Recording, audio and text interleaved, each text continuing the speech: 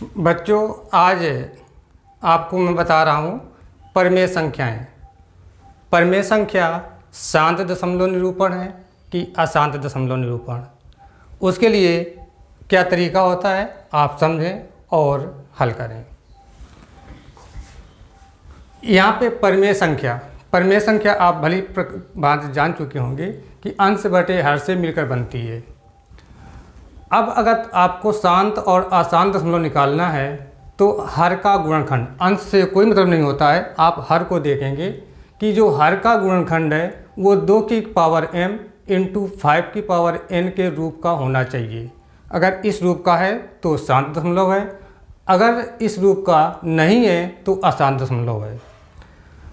इसके बाद ये भी आप जानते होंगे कि प्रत्येक अंक में एक साइलेंट होता है, यानी एक छिपा होता है। मेरे कहने का मतलब कि अगर कोई संख्या 5 है तो 5 को गुणनखंड करेंगे तो 1 गुणा 5 होगा, एक छिपा रहता है। किसी भी चर या अचर पद की घात शून्य हो तो उसका मान 1 होता है। अगर मैं कह दूं कि x की पावर 0 तो इसका मान 1 होगा, क्योंकि यहाँ पर किसी भी संख्या की घात शून्य हो तो उसका मान 1 होता है। अगर कह दिया जाए 2 की पावर 0 तो इसका भी मान 1 होगा, 5 की पावर 0 तो इसका भी मान 1 होगा। कोई भी अंक ले लें, उसकी घात शून्य है तो उसका मान 1 होता है। एग्जाम्पल, जैसे अब आपको निकालना है कि 12/125 शांत दशमलव आवर्ती है या अशांत दशमलव आवर्ती है। तो हम परिमेय संख्या 12/125 को लिखेंगे 12/1 गुणा 125, क्योंकि अभी मैंने बताया था प्रत्येक अंक में एक छिपा रहता है। 125 गुणनखंड 1 गुणा 125 लिख सकते हैं। इसके बाद 12/1 गुणा, अब 125 का अभाज्य गुणनखंड कर लें, ये 5 से कटेगा।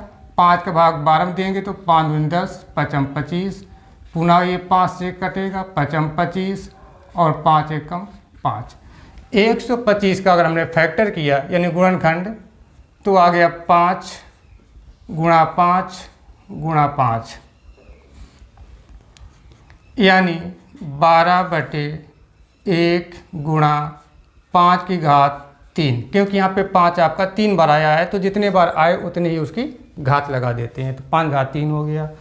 अभी आपको बताया था किसी भी संख्या घात शून्य हो तो उसका मान 1 होता है। 1 की जगह हम x पावर शून्य ले सकते हैं, 1 की जगह 2 की पावर शून्य, 1 की जगह 5 की पावर शून्य, नहीं जो हमको यहाँ पे दर्शाना हो फार्मूले के हिसाब से वही लिखेंगे। तो 1 को हम लिख सकते हैं 2 की घात 0। तो यहाँ पर 12/1 को लिख दिया 2 की घात 0 गुणा 5 की घात 3।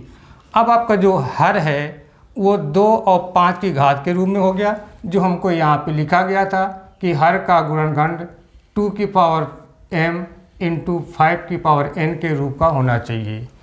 तो यहाँ पर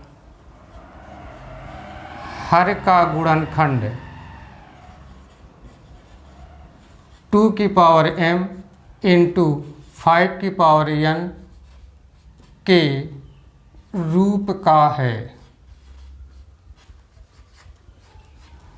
अगर ये इस रूप का है तो होता है शांत दशमलव निरूपण होता है। तो लिख देंगे अतः 12/125 शांत दशमलव निरूपण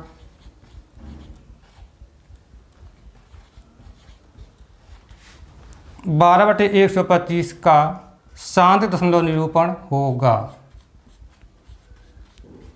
अर्थात ये शांत दशमलव आवर्ती है। अर्थात इसी को हम लिख सकते हैं, अर्थात यह शांत दशमलव आवर्ती है।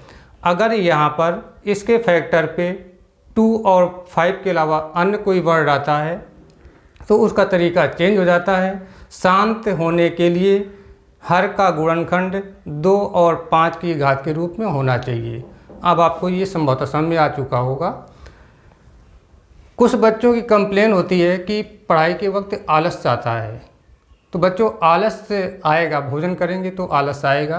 तो उस आलस को दूर करने के लिए हम अपने आसन, यानी जहाँ पे आप पढ़ाई कर रहे हैं उससे थोड़ा दूर हट करके एक पोज कर लें, ताड़ासन, 2 या 3 स्टेप में। उसको करना क्या है कि इस प्रकार से इंटरलॉक करके और गहरी सांस लेना है और जितना ये खींचे पूरा शरीर को खींच देना है ऊपर की ओर। और जो आपके पंजे होंगे वो एड़ियाँ उठी होंगी और पंजों पे सारा शरीर का भार होगा। ये आप 2-3 सेट करें तो इससे आपका आलस दूर हो जाएगा। वैसे भी आप अगर देखें, जीव जंतु भी यही करते हैं। आप कुत्ते को देखें, कुत्ता जब सो रहा होता है, जगता है, तो ये क्रिया करता है आगे करके और शरीर को खींचता है। इससे अपना आलस दूर होता है। तो बच्चों, इस चैनल को यदि आप सब्सक्राइब करते हैं तो इस चैनल से आपको शिक्षा संबंधी जानकारी, योग की जानकारी और आयुर्वेद की जानकारी, सभी जानकारियाँ आपको वीडियो के माध्यम से मिलती रहेंगी। तो please subscribe my yoga channel. अब आपको सब्सक्राइब कर चुके होंगे, आपको बेल आइकन का भी प्रयोग करना है ताकि आपको वीडियो प्राप्त होते रहें। अब आपको मैं एक होमवर्क दे रहा हूँ जिसको आपको करना है। होमवर्क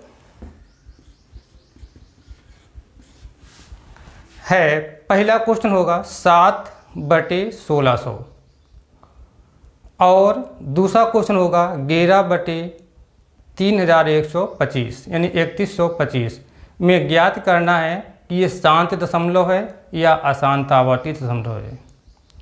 इसी फॉर्मूले का प्रयोग करें, आपको ये सवाल आ जाएंगे। आपको हल करके इनको मुझे भेजना है।